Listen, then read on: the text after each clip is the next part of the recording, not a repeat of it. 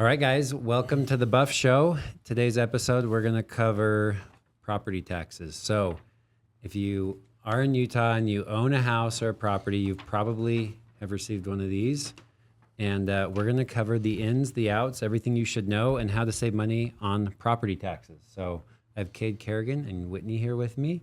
Let's jump into it. So the first thing I want to cover is like, what are property taxes and how are they calculated? So it's always kind of like miffed me a little bit how they get the values and like what we're being charged for. But I did a bunch of research this morning trying to prep for this, and I actually learned a ton. So essentially how they establish property taxes and the tax rate by which we are assessed at is, first off, they need to they need to guess or get a value for the total value of real estate within the county.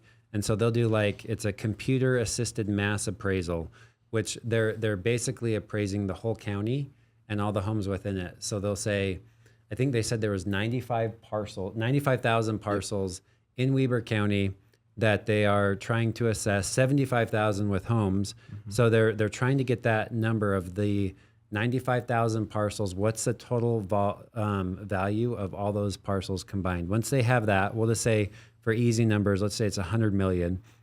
Then they're going to go to all the tax entities. Like you have like the school district, the fire department, the police, emergency services. There's a mosquito abatement district, the Weber Basin Water District. Anyways, there's all these different entities and service providers that serve, these counties and give us services. They are going to come up with a proposed budget for that year. And basically what they'll do is they'll add up all their budgets, divide them by the total value of the real estate in that area, and that will give a tax rate that they will tax each parcel at. And so when you look at this, you'll be able to say, okay, for Weber School District, the tax rate's this. Last year I was paying X. This year I'm paying Y, and it gives you a breakdown of what you're paying for in every category, basically. So hopefully that gives you an idea on kind of how they're calculated, and then they determine your personal property's value by your basic parameters, like when your house was built, how many square feet are in the basement. What's the land size or your acreage? And they take all that and they'll determine roughly what your value is and times it by these tax rates that they got for the county. So it's interesting. Weber County, they have a mass appraisal that they do every like 4 or 5 years. They have it on their website, but basically it's surveying the whole county and kind of getting that value for everybody. Mm-hmm. So now that we kind of understand what property taxes are and how they're calculated, we're going to jump into kind of the timelines. Right. So your value for your home is established on January 1. That's when all of that CAMA stuff comes in, and then they give you those values. The next date of note is when you receive your notice. So that's going to be mid-July to early August that you'll receive those. If you want to appeal your property, that needs to be done by September 15th. And then to pay your property taxes, that date comes in December, on December 1. And then if you haven't paid by December 2nd, your property taxes become delinquent. There's no grace period. That's it. So, and then you'll be charged interest as of February 1st the following year. And how long do you not have to pay property taxes if you don't want to? So you can have up to 5 years without paying property taxes, but you will be accruing interest during that time. Yeah. So you got to think about, do I want to pay it? Yeah. Or is the interest? And then if you don't pay it after the 5 years, they can sell it. Correct. The county can sell it to pay the property taxes back to the county, which is crazy. I was looking at the list when prepping for this, and there was like the delinquent page for 2024. There was so many, probably thousands. It's crazy of people that haven't paid. And I've talked to some owners that are like, "Yeah, I'm not paying. I'm not paying taxes until I have to," and so they wait till the very last minute. I'm like, well, if you like paying interest and fees, then so be it. I guess, and typically, the property taxes are due on November 30th, like the end of November. But because that falls on the Sunday this year, it's Saturday or Sunday, it bumps to the 1st. I think it's Sunday. So typically it's end of November. This year it's December 1st. On most houses where you have like a mortgage and stuff set up, it's just going to that'll be paid without you noticing. Right.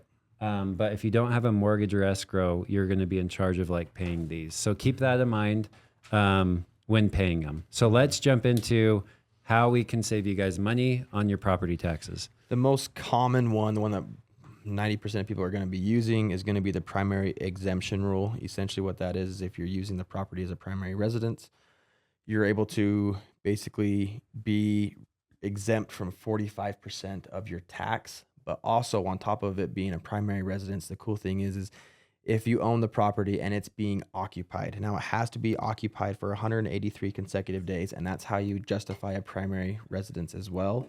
But if you are renting the property out long term for 183 consecutive days, you can now also apply that primary exemption rule to that property, and you can defer or exempt 45% of whatever that tax number is. Yeah, which is crazy. I was always under the understanding if I moved out and I rented it, I wouldn't get the primary exemption rule. But if it's not a short-term rental or nightly rental, and those renters, it's their primary residence for at least 183 days that year, they can qualify. They can help you qualify to get the primary exemption rule. So just like when you get your property tax notice, look on there and make sure it says primary property. If it says non-primary property. Yeah, that one says non-primary property, and the taxes are way different. Yeah, it Like even shows you over on the side. You should probably appeal that one. That one I can't appeal that one because I think that one's the office building. Oh, But like what's the tax different? Like that one, I think it's like 7,000 So at the bottom for. yeah. So it went from 72. It's about the same. but Yeah. it's about $7,000. $7,000. Yeah. Yeah. $7,000 7,000, on 7,200. that commercial building, and then this Mhm. other one is just a rental. It's a duplex, and we're like 2,600. So Mhm. like, but this one's still being assessed at the primary property. So like, it's a big difference when you're getting almost half break. Mm-hmm. You'd be silly not to check that and make sure. Yeah. So that's our number one hack. Make sure if it is a primary property, it's being applied as a primary property. The thing to know is if you're a couple and you have 2 homes in Utah and say one's a second home, you can only have one house be your primary property. Right. You can't say, well, this one's my primary property, that one's my wife's primary property. You only get one unless you rent it out. Mm-hmm. And that family occupies it for at least 183 days. So 80 days. if it's not a primary property, there is a form that you can fill out on the county's website that applies it to be a primary property. So that's the first thing I would check. The next one is green belt. So if you have 5 contiguous acres of land that you're using specifically for agricultural purposes, you can get that green belt exception. If you have a home on it, you will need to, pull out that amount of land. Yeah. But you have to have at least 5 acres that you Yeah. are using agriculturally in order to make that green belt status. And I think I don't have all the rules pulled up, but it could be like you have horses or cows or sheep on it, or you farm it, and you just have to have animals on it or some ag use for it.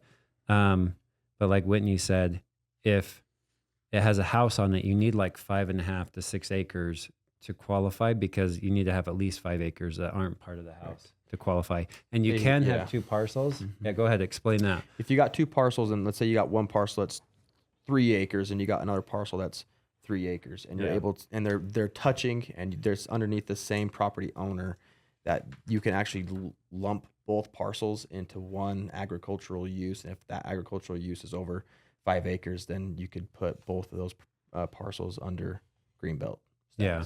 So The other thing to realize is if you're applying, if it hasn't been in Greenbelt and you're applying for it to be into Greenbelt, it has to have 2 successive years preceding the tax year in which the application is made. So you have to have it, you have to apply for it and then wait 2 years before you can get it put into Greenbelt. And then keep in mind, if you pull it out of Greenbelt, you have to pay rollback taxes for up to 5 years. So doesn't make sense to put it into Greenbelt if it's going to be short term, less than 5 years.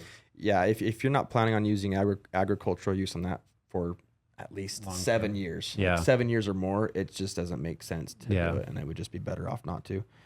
Another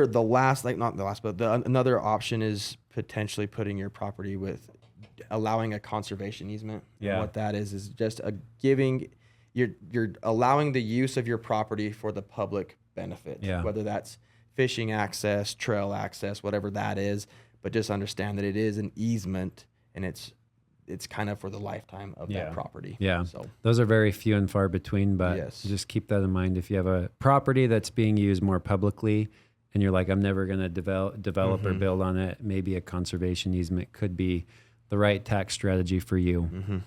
All right. So the next way to save money on your taxes, we've talked about the primary exemption rule, Greenbelt, a conservation easement. Now we're going to jump into kind of like the appeal process and appealing your taxes, meaning something's wrong on how the county is assessing your property, whether it's the value or factual or damage or whatever. So we're going to kind of jump into that appeal process and what that looks like. So Whitney's going to start us off. Okay, so the first one would be like your factual error. Like a factual error would be something that can objectively be determined by measuring or counting. So, for example, if you had an incorrect square footage measurement on your tax data, then that would be something that you could objectively prove that you have the wrong square footage listed. And obviously, if you have more square footage, you're going to have higher property taxes. Yeah. So if that's something that is skewing your values, you want to make sure that you get that appealed with them. And so I guess how would we do that? Let's say your square footage, you're like, they have it at 4,000, but I'm pretty sure it's 3,000. I know appraisers, and we've done this on listings where we've had an appraiser come out and just measure it. And they'll do that for a couple $100 instead of doing a full appraisal. And then, or the county could probably even come out. If you're sure that it's under, have them come out and remeasure it. And just don't be wrong if it's the county. Just don't be wrong if it's the county. Yeah. If they're low, they'll hit you on. Yeah. Make sure you get. Yeah, you don't. I mean, anyways. Factual error, look into it, make sure that you understand that it is correct. Acreage is another big one. If you're at an acre, but they're assessing at 2 acres or 3 acres, that would change it quite a bit as well. So One thing I just want to mention really quick, now we're talking about appealing your taxes. Yeah. You want to ask yourself, like, here's my number, here's my market value that they gave me. Can I sell the property at that price today? Yeah. And if I can, and I don't feel like it's a crazy high price, I feel like it's a good price, it's probably not worth it to go through the route of appealing it. Yeah. But if you're like, golly, I would love to sell my property for that price, and if I could, I would take it today, but just because you feel like it's high, then you're probably in a position where it might be worth it. Yeah. So, but even if it is, you feel like it's being assessed right, and you feel like but there is a factual error that's you're like, I would still bring that up no matter what, because that could help you a few years down the road well. For sure. So purchase. So other ways that you can appeal your taxes, if you've purchased the property within the past 12 months, and I have an example of this, like we bought a property it was like end of November, beginning of December. We paid X for it, and now they're assessing it for Y. There's like a $60,000 difference. So I could send them all my purchase contracts and stuff like that, because keep in mind, like what Whitney said, when they're assessing the property, they're doing it beginning of the year. So they want to see comps around the beginning of the year. I bought mine within the beginning of the year, so I could easily send them, hey, I paid X for this. You're assessing it for $60,000 more than that. I feel like the value's off. And I talked to the county today. They're like, yeah, that would be a very viable appeal right there. Another one would be is if you have an appraisal done, and in cases which you might have an appraisal done, could be like you refinanced your loan and an appraiser came out, or you got a HELOC, and let's say the county valued your house at $1 million, but the appraisal came back at 800 within that 12 months. Like I would send that in. Now, would I go out and get an appraisal to try and appeal a low valuation? Probably not. We can tell you how to appeal valuation that you feel is off without getting an appraisal. Because if you go out and pay for an appraisal just to try and appeal your property taxes, an appraisal costs $400 to $600, and you would need to save, or you would need to be, save, like you would need to be able to show that you're 50 to 60 grand less in value to be able to recoup the cost of the appraisal, if that makes sense. So I think appraisals make sense if you already had one done for a purchase or a refinance or something like that. If not, Kade's going to jump into the next approach that you can do to try and appeal it. So comparable sales. That's basically ideally what you would do. And one thing that's awesome about this is realistically, it is a free option. You can reach out to a real estate professional, real estate agent, and they can get you a CMA on your property. And what they're going to do is they're going to pull properties that are similar square footage, beds, bath, acreage, ideally the year built and type of updates and stuff like that. And what they're going to do is they're going to say, okay, based off of these other properties that have sold at X price, I would estimate the value of your property to be Y. Mm-hmm. And ideally what that is we're going to be able to get you and say, okay, yeah, they valued your property at $1 million. Mm-hmm. Based off of comparable sales in the area, we're going to value your property closer to $900,000. And then you could, at that point, take all those comps and the MLS listings and the CMA that we gave you, and you could present that to the county, or you could, when you go in to actually appeal it, I'm sure they have an area there where you can upload all of your documents and all the evidence there. Yeah. And then you could upload that. Yeah, the appeal process isn't too hard. You can do it online, and basically they just want like 2 to 3 comparable sales showing why the value is what it is. And then as long as you have a good argument and the comparable sales are like kind, I think you have a good foot to stand on. For sure. But again, I think you need to be able to like, even my scenario where it's like 50, 60 grand off. Like if you're within that range, I don't know if I would go through much of the effort of appealing it. It gets really hard when you're battling over like 20, 30 grand because like it could swing either way. Right. Anyways. Mm-hmm. Okay. So other ways that you can try and appeal it, if it's a commercial property, you could take the rents and use like the rental approach or the income approach. And that's basically saying, hey, this property is valued at Y because of the rents that are being collected. I think this is used few and far between because still on commercial property and multifamily, you're still able to use a sales comparison approach, but that is one way that you could do it. On the county's website, they have the approaches that you can use, which are the same ones we use within, our space. It's the sales approach, which is most common. Yep. The cost approach, like the cost to replace that property if you were to build it new, and then the income approach. So all 3 of those measures could really be used to appeal this. I just think the sales approach is probably the most effective. And then you could jump into like the income approach. That's really all I have on the income side. Yeah. So the next one would be like a natural disaster. So you can appeal your property if it's damaged by a natural disaster. Think floods, earthquakes, a fire that burned your house down, or it was deemed a total loss. Like those are things that you could, check. What about like a drunk driver runs through your house? I mean, you'd have to pay to fix that. So if the damage is more than the assessed value, like as long as the damage is more than 30% of the assessed value, you have of the claim there. Yeah. And it cannot be caused by the property owner. Yeah. So if said property owner was the drunk driver, I don't think you have a chance. Well, there. Right. But I don't know if that would qualify as a natural disaster. You know what's funny too is it says damage cannot be due to action or inaction. So correct. It's like, oh, my house is on fire. Like if you don't stop it. Just inaction. Whoops. So the last one we got, is there anything else you want to talk about that? No. Okay. The last one we got is access interruption. And that is defined as access interruption is defined as the interruption of normal access to or from property due to any circumstance beyond the control of the property owner. So when I think of this, I immediately jump to Davis County 2000. Yeah. And it's the main road heading north and south, and it's being widened right Yeah. now.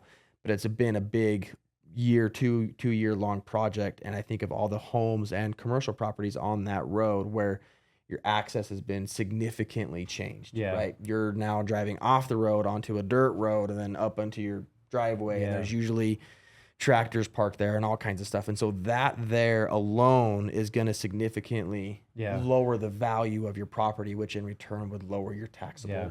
amount. If you were to try and sell one of those houses, they'd be Exactly. like, I'm not. Exactly. Like, I don't want to be on the busy road, and this just sucks access wise getting in and out of here. Yes. I had another one recently where part of the property was there was what did they call it? An eminent domain where they got like an entity's coming in to like take part of the property. Yep. In this case, it was UDOT, and they were going to take part of the property to widen the road and stuff like that. That would be another way that I think you could be like, hey, my property has changed here. Value Yeah. should go down, Yes, right? absolutely. So just keep that in mind. We were talking before, like up in Eden, Huntsville, Liberty area, there's a ton of road work. Like I was using the example of the bridge in Liberty, how it's been out for a few months now. And I'm like, it sucks that I have to drive around, but I don't think I could use that to be like, my property value has gone down because of this. It's just an inconvenience. But if it was like my access was blocked and there was construction and I was trying to sell my house, for sure, I think that could be. Or even potentially, you had mentioned that, say the road that you're on at one point was a very rural street. Yeah. It was quiet, and now it becomes a major travel Yeah, way. Like yeah. that's going to be a big change. That's going to significantly impact the value of For your sure. property. Yeah. And I think you could look at that 100% as well. So those are ways that you can appeal. Now we're going to jump into, okay, if there's relief programs for those that qualify, and we're going to kind of blow through these pretty quick. But the first two are military and veteran targeted. So you have a deployed military personnel. If they are deployed for 200 within 365 days of the year, there is some potential relief there as well. Again, you're going to want to get with your county and verify and check with them, and they will be able to give you more of the details. And then there's a veterans disability exemption where you get up to $521,000 in taxable value is exempt from taxation. And again, they'll have more info on that as well. The next one would be the blind exemption. So if you are a blind person, you can be granted up to $11,500 in taxable value as exempt from that taxation. Yeah. There's also the senior tax deferral. So if you're of age 75 at any point in time in that taxable year, you can defer your taxes. The taxes do accrue interest and become due when the property that you're trying to defer taxes on no longer becomes your primary residence. Yeah. So that could be that could be beneficial for any seniors that are like, hey, income's tight.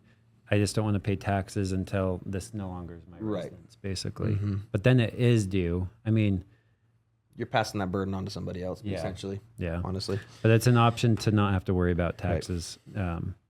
Okay, circuit breaker. So these are for those over 65 with qualifying income, or if you're a widow or widower of any age. Your income, your 2024 income must be lower than $42,625. If you meet that criteria, there's a potential benefit of a 20% reduction of value and a credit of up to $1,300 against taxes due on any applicant's primary residence. And the amount of credit depends on income. So again, there's kind of an income cap and an age cap, or if you're a widow or widower of any age, you could potentially qualify for that. Yeah. Abatement is going to be another option. So if you've experienced extreme financial or medical hardship, both will require a letter, one to the commission and one from a physician, both kind of just stating the extent of the disability or the hardship.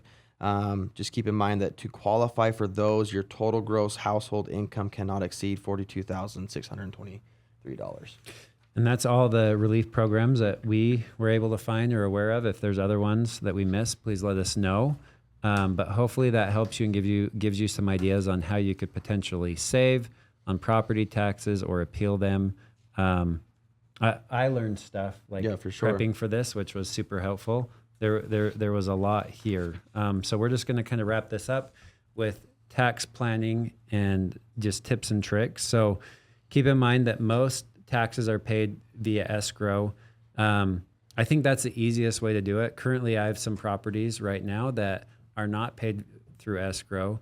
And it's a hassle at the end of every year to be like, oh, Here's your tax bill. here's another tax bill. And Yeah. it's on a few properties. over. And it's annoying. And the reason, you're going to have to pay that if one, the property is paid off and you don't have a mortgage on it, or if you have like some type of seller financing or something like that, where there's not a escrow company pulling or a mortgage company pulling out escrow on it. And that's like our case. Or we have a commercial property, and when we got the loan, they just didn't require us to do escrow, which was weird. But every year I have to like mentally be like, okay, like let's make sure we're pulling out enough money to pay for taxes at the end of the year. Because some of them can be pretty high, like one's $7,000, right? It's not a fun bill to have to pay. So just make sure you're budgeting and planning accordingly so you're prepared at the end of each year. And another cool thing that we actually learned about today that I didn't know about that was even an option or a service that most counties offer. Weber, Morgan, and Davis County, all three do for sure. But it's the specific county's watch program. Yeah. And so what that does is it allows anything that is recorded on your parcel or on your property, it automatically and immediately notifies you of whatever was recorded. And so that could be awesome if there's liens recorded on the property, or if there's potentially title fraud on your property. Yeah. Anyways, just another option. There is a link on the county websites. We'll also try and post that link on this. And another thing you can do is do a Google alert for your address. Yeah. So like I've had fraudulent sellers, people that don't own properties, and it happens a lot with vacant lots where they're like, hey, I want to sell this lot. I don't own it, or I don't live there. Will you help me sell it? And typically I can catch on pretty quick. But this guy went down even to the extent of showing me a fake driver's license for the seller. Jeez. But it was just too weird. And I was asking him questions, and like things didn't line up, and it ended up being a fraudulent seller. So there have been a few cases where these fraudulent sellers are able to sell the properties without owning them, which is crazy. So that watch service is good. Set up a Google alert on your property. That way, if it becomes for sale, Google will be like, hey, your property's for sale. Be aware. And then something else just to think about or just pay attention to is just to take note of any improvements or additions, upgrades that you've done to your property. That's going to, obviously, you've put money into it. That's going to increase your value. Yeah. So that will also increase the taxable value. It's more like if you're adding square footage or like big barns where the county's coming out and like taking note of what you're doing. Like if you replace the carpet or put on a new roof, like that's not really going to increase your taxes. But if you expand the square footage or add a big shop or finish a basement and pull permits, like that's that will change your property taxes for sure. And then just keep in mind when you are buying or selling or transacting in real estate, property taxes are prorated. So buyer and seller are just going to pay for the taxes that they are covering during their ownership. And that's all prorated. So that will affect your closing costs as a buyer, depending on the time of year that you're buying it. So just another thing to keep in mind. So anything else you guys want to throw in there? I think that's it. Okay. Well, we cranked that out. So that was awesome. If you guys have any questions regarding your property taxes or would like us to look into your specific address and parcel and see if you're overpaying, we could easily pull comps for you and help you out that way. So feel free to reach out to us. We'd be happy to help out. That's why we created this, so we can be hopefully of service to you. And if you're like, man, that's crazy, my house is worth $1 million, I want to sell it, we can help you with that too. Maybe we can even get it sold for $1 million. Yep. Or more. Oftentimes we're able to sell for quite a bit more than what the notices are out there for sure. So I think the county, we didn't really talk about this, but they work really hard to keep these lower than maybe what the market is willing to sell it for, because They don't want 75,000 homeowners being like, For sure. hey, this is way too close or this is Too high. above, right? Mm-hmm. So they're going to be on the conservative side, but in the event they're not, reach out to us. We can get you taken care of. So sure. thanks, guys. Thank you.